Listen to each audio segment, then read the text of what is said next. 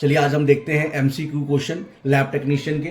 तो first question आपका कह रहा है कि जब EDTA cause falsely low value of, first option है हीमोग्लोबिन, सेकेंड ऑप्शन है हीमेटोक्रिट, सी है प्लेटलेट्स काउंट, डी है ईएसआर। तो जब ईडीटीए की वजह से जो फॉल्स रिजल्ट किसका होगा, तो क्या होता है कि यह प्लेटलेट्स को क्या करता है, इंड्यूस करता है। तो क्या हो जाता है, इंड्यूस प्लेटलेट क्लम्पिंग होता है, प्लेटलेट क्लम्पिंग होगा, जिसकी वजह से क्या होगा, स्यूडो थ्रोम्बोसाइटोपिनिया होगा। तो option number A is the right answer, sorry option number C platelets count, इसका राइट आंसर क्या होगा, प्लेटलेट्स काउंट, आंसर क्या होगा सी। सेकेंड क्वेश्चन देखिए स्क्रीन पे होगा आपका।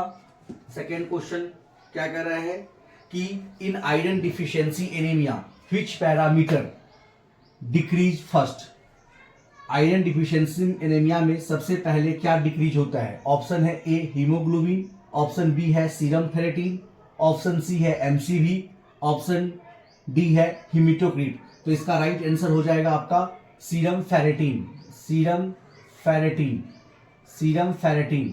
इसका राइट आंसर हो जाएगा ऑप्शन नंबर बी, क्योंकि फेरेटिन आयरन स्टोर इंडिकेटर है। फेरेटिन आयरन जो होता है स्टोर इंडिकेटर है। तो सबसे पहले आयरन डिफिशियंसी एनीमिया में सीरम फेरेटिन डिक्रीज होगा।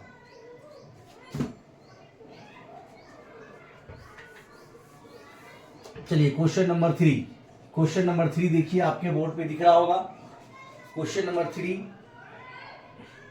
करें रेटिकुलोसाइट काउंट इज को करेक्टेड बाय। ऑप्शन ए है टीएलसी, ऑप्शन बी है हिमेटोक्रिट, ऑप्शन सी है प्लेटलेट्स काउंट, ऑप्शन डी है एमसीबी। तो इसका राइट आंसर हो जाएगा हिमेटोक्रिट।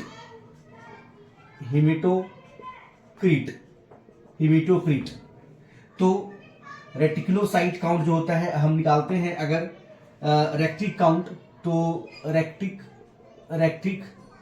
काउंट अगर हम निकालेंगे तो रेक्टिक काउंट इक्वल टू हो जाएगा रेक्टिक का परसेंट इंटू पेसेंट।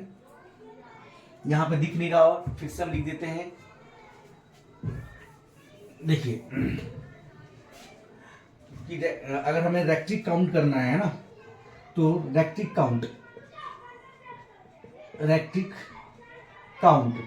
काउंट का फॉर्मूला हो जाएगा रेक्टिक परसेंट इंटू पेसेंट का क्या HCT अपॉन क्या हो जाएगा, नॉर्मल HCT। पेसेंट का HCT बट्टे क्या हो जाएगा, नॉर्मल HCT। तो क्या क्वेश्चन कर रहा था, रेटिकुलोसाइट काउंट करेक्टेड। तो इसका जो राइट आंसर हो जाएगा वो हो जाएगा हिमेटोक्रिट से ही HCT मतलब क्या, हिमेटोक्रिट। तो इसका राइट आंसर है 3।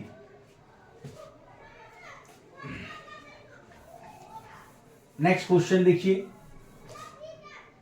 Fourth number question.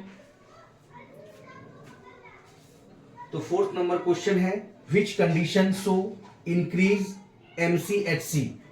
ऐसा कौन सा कंडीशन होगा जब MCHC बढ़ जाएगा। तो ऑप्शन है आयरन डिफिशियंसी, थैलेसीमिया, हेरेडिटी एस्फेरोसाइटोसिस या ए प्लास्टिक एनीमिया। तो MCHC जो बढ़ जाता है वो कंडीशन होता है एस्फेरोसाइटोसिस।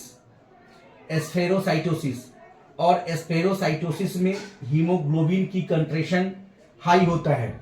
तो इसका राइट आंसर होगा ऑप्शन नंबर सी हेरेडिटी एस्फेरोसाइटोसिस। क्यों, क्योंकि एस्फेरोसाइटोसिस में कंसंट्रेशन हाई हो जाता है, HB का कंसंट्रेशन क्या हो जाएगा, हाई हो जाएगा। किस पे, तो एस्फेरोसाइटोसिस में। क्वेश्चन नंबर नेक्स्ट देखिए, question number 5।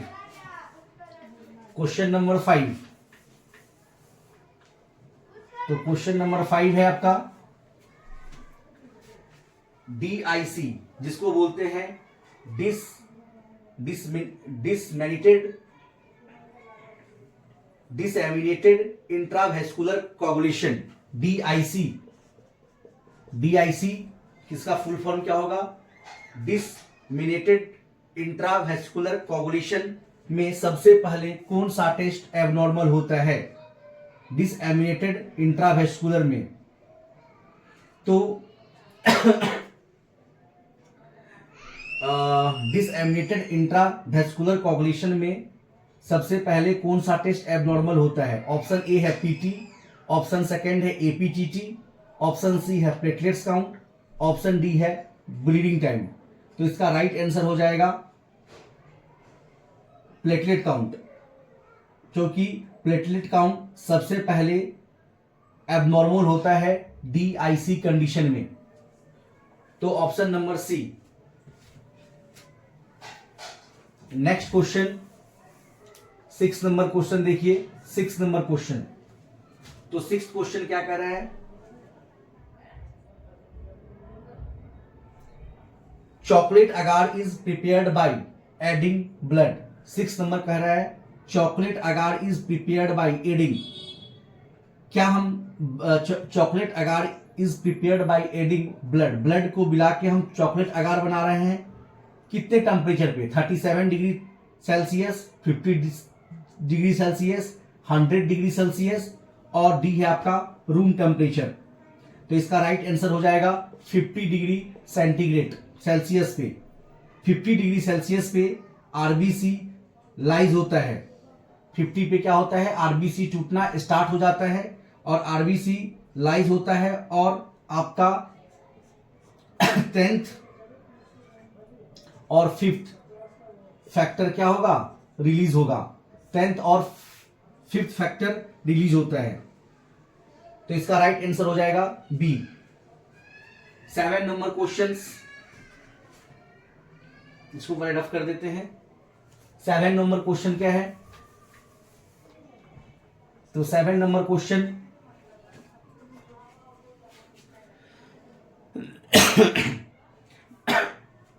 Mycobacterium tuberculosis generation time approx. Mycobacterium tuberculosis की जनरेशन टाइम कितनी होती है? 20 minute, option A, option B 1 hour, option C 6 hour, option D 20 hour. तो इसका राइट आंसर होगा लगभग 18 से 24 आवर। कितना हो जाएगा? लगभग 18 से 24 आवर। 18 से लेकर 24 आवर। चलिए next question, question number 8। Question number 8 देखिए। क्वेश्चन नंबर 8 क्या कह रहा है? Which is a selective media. Selective media कौन सा है? Blood agar, MacConkey agar, nutrient agar and chocolate agar. तो MacConkey agar is a selective media. तो MacConkey bile salt crystal violet gram को इनहिबिट करता है ना? तो which is the selective media? तो MacConkey agar is a selective media. Question number 9। Question number 9 देखिए। कैडबी Beyor test किसको मेजर करता है? MIC, zone of inhibition, bacterial count या टॉक्सिन प्रोडक्शन। तो इसका राइट आंसर हो जाएगा बी, जोन ऑफ इनहिबिशन। क्या इसमें कौन सा मेथड होता है? तो antibiotic sensitive disc diffusion method. Antibiotic sensitivity disc diffusion method. तो ये क्या था? क्वेश्चन नंबर आपका क्वेश्चन नंबर 9 था। Okay, Cary Blair test. Question number 10। Question number 10 देखिए। Autoclave efficiency check by. Question number 10 क्या कह रहा है? Autoclave efficiency check by. Auto efficiency, option A है लिटमस पेपर, ऑप्शन बी है Bowie Dick test, Gram stain या Widal test? तो इसका राइट आंसर हो जाएगा बोई डिक टेस्ट। बोई डिक टेस्ट। हम ऑटोक्लेव की इफिशिएंसी चेक करते हैं, बोई डिक टेस्ट। इसका जो राइट आंसर क्या हो जाएगा, इस क्यों बोई डिक टेस्ट, तो ये किस पे बेस्ड होता है, एस्टीम पेनिट्रेशन टेस्ट पे। Steam penetration test, steam penetration test, steam, तो Bowie test. Question number 11, question number 11 पे आइए। क्वेश्चन नंबर 11 आपको बोर्ड पे दिख रहा होगा। क्वेश्चन नंबर 11 क्या कह रहा है, क्वेश्चन नंबर 11 कह रहा है हेमोलाइट सैंपल फॉल्सली इंक्रीज्ड। अगर सैंपल हेमोलाइज है तो क्या चीज बढ़ा हुआ दिखेगा? Option A sodium, option B potassium, option C chloride, option D glucose. तो हेमोलाइज सैंपल में फॉल्स इंक्रीज होगा पोटेशियम, पोटेशियम, पोटेशियम। आरबीसी में पोटेशियम हाई होता है, इसीलिए जब हिमोलाइसिस होगा तो भी क्या होगा, पोटेशियम आपका हाई मिलेगा। क्वेश्चन नंबर 12, क्वेश्चन नंबर 12 ये हमने देखा भी था स्पेक्ट्रोफोटोमीटर में, उस पे बेस्ड है क्वेश्चन। क्वेश्चन है Beer Lambert law fail, Beer Lambert law कब फेल हो जाएगा? ऑप्शन ए है डाइल्यूट सॉल्यूशन, ऑप्शन बी है मोनोक्रोमेटिक लाइट, ऑप्शन सी है हाई कंसंट्रेशन, ऑप्शन डी है क्लियर सॉल्यूशन। तो बियर लैम्बर्ट लॉ कब फेल हो जाता है? जब कंसंट्रेशन हाई हो, जब टर्बिडिटी हो, जब गंदगी हो। तो इसमें राइट आंसर क्या हो जाएगा, सी हाई कंसंट्रेशन। हाई कंसंट्रेशन में बियर लैम्बर्ट लॉ क्या होता है, फॉलो नहीं होता। क्वेश्चन नंबर 13, क्वेश्चन नंबर 13 देखिए बोर्ड पे, क्वेश्चन नंबर 13 आपको दिख रहा होगा। HbA1c not reliable in, HbA1c not reliables in. Option A है डायबिटीज, ऑप्शन बी है हिमोलाइटिक एनीमिया, ऑप्शन सी है हाइपरटेंशन, ऑप्शन डी है ओबेसिटी। तो इसका राइट आंसर होगा हिमोलाइटिक एनीमिया।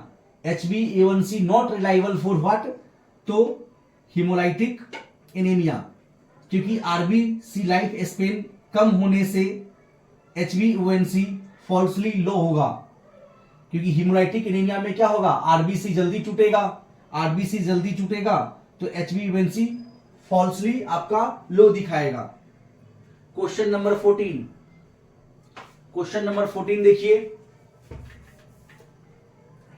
क्वेश्चन नंबर 14 क्या कह रहा है, urea estimation is commonly by. Urea estimation किससे करते हैं? Option A GOD POD, option B urease method, option C Jaffe method, option D biuret method. तो यूरिया के लिए सिंपल सी बात है, हम क्या करेंगे,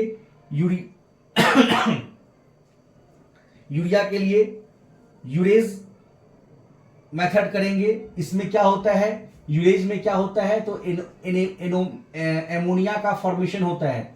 किसका फॉर्मेशन होता है, तो एमोनिया का फॉर्मेशन होता है। क्वेश्चन नंबर 15 देखिए, क्वेश्चन नंबर 15, क्वेश्चन नंबर 15 कह रहा है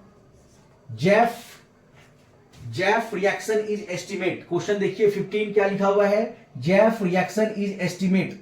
option A glucose, option B creatinine, option C urea, option D bilirubin. तो जैफ रिएक्शन किसको एस्टिमेट करता है, तो क्रिएटिनिन को। जैफ रिएक्शन किसको एस्टिमेट करता है, तो क्रिएटिनिन को। क्रिएटिनिन में जब हम पिक्रिक एसिड मिलाते हैं, पिक्रिक एसिड मिलाते हैं तो क्या बन जाता है, एक कलर्ड कॉम्प्लेक्स बन जाता है, कलर्ड कॉम्प्लेक्स बन जाता है। तो जैफ रिएक्शन किसके लिए होगा, क्रिएटिनिन के लिए। Next question number 16, question number आपका क्या था, ये 15 था। क्वेश्चन नंबर 16 देखिए, क्वेश्चन नंबर 16, क्वेश्चन नंबर 16 है forward grouping detect, forward grouping detect serum antibody, RBC antigen, plasma protein या प्लेटलेट्स एंटीजन। तो फॉरवर्ड ग्रुपिंग बताता है आरबीसी के एंटीजन को, आरबीसी के एंटीजन को। मतलब क्या, हम क्या लेते हैं, पेशेंट का आरबीसी लेते हैं और एंटीसीडा लेते हैं। तो 16 का आंसर क्या हो जाएगा, B. Question number 17, question number 17 देखिए, क्वेश्चन नंबर 17 क्या कह रहा है, बोर्ड पे देखिए। Indirect Coombs test detect ICT, indirect Coombs test ICT किसको डिटेक्ट करता है? फर्स्ट है bound body, free serum antibody, platelets antibody या कॉम्प्लीमेंट। तो इसका राइट आंसर हो जाएगा free serum antibody. Indirect Coombs test क्या करता है, फ्री सीरम एंटीबॉडी को डिटेक्ट करता है। अगर बाउंड होता तो डीसीटी था, आईसीटी किसको करता है, तो फ्री सीरम एंटीबॉडी। तो यह क्या होता है, जो सीरम में एंटीबॉडी प्रेजेंट होगा, जो सीरम में एंटीबॉडी प्रेजेंट होता है उसको डिटेक्ट करता है कौन, आईसीटी। तो क्वेश्चन नंबर 17 का आंसर हो जाएगा आपको बी। क्वेश्चन नंबर 18, तो क्वेश्चन नंबर 18 पे आइए। तो क्वेश्चन 18 कहता है मेसिव ट्रांसफ्यूजन कॉम्प्लिकेशन, मतलब बहुत ज्यादा, मेसिव ट्रांसफ्यूजन का मतलब क्या होता है, ज्यादा ब्लड चढ़ाया गया। तो मेसिव ट्रांसफ्यूजन में क्या कॉम्प्लिकेशन आएगा, हाइपरक्लेशेमिया, हाइपोक्लेमिया, हाइपोकैल्सीमिया या हाइपरनेट्रीमिया। तो मेसिव ट्रांसफ्यूजन करने से हाइपोकैल्सीमिया होता है, हाइपोकैल्सीमिया, हाइपोकैल्सीमिया जब हम मेसिव ट्रांसफ्यूजन करेंगे, क्योंकि सिट्रेट कैल्शियम बाइंड करता है, सिट्रेट कैल्शियम क्या होगा, बाइंड करेगा। तो क्या हो जाएगा आपको, हाइपोक्लेसेमिया। क्वेश्चन नंबर 19, क्वेश्चन नंबर 19 देखिए। क्वेश्चन नंबर 19 क्या है, आरएच इनकम्पेटिबिलिटी में कौन सा आईजी इन्वॉल्व है? आरएच इनकम्पेटिबिलिटी में, आरएच इनकम्पेटिबिलिटी में कौन सा आईजी इम्यूनोग्लोबिन इन्वॉल्व है? IgA, IgM, IgG, IgE. तो इसका राइट आंसर हो जाएगा IgG, option number C. Question number 19 का आंसर क्या होगा, सी, आईजीजी प्लेसेंटा क्रॉस करता है ना। तो ये था जो हमने क्वेश्चंस आपको टेस्ट लगाने के लिए दिया था। तो आज उसका मैंने आंसर बताया आपको।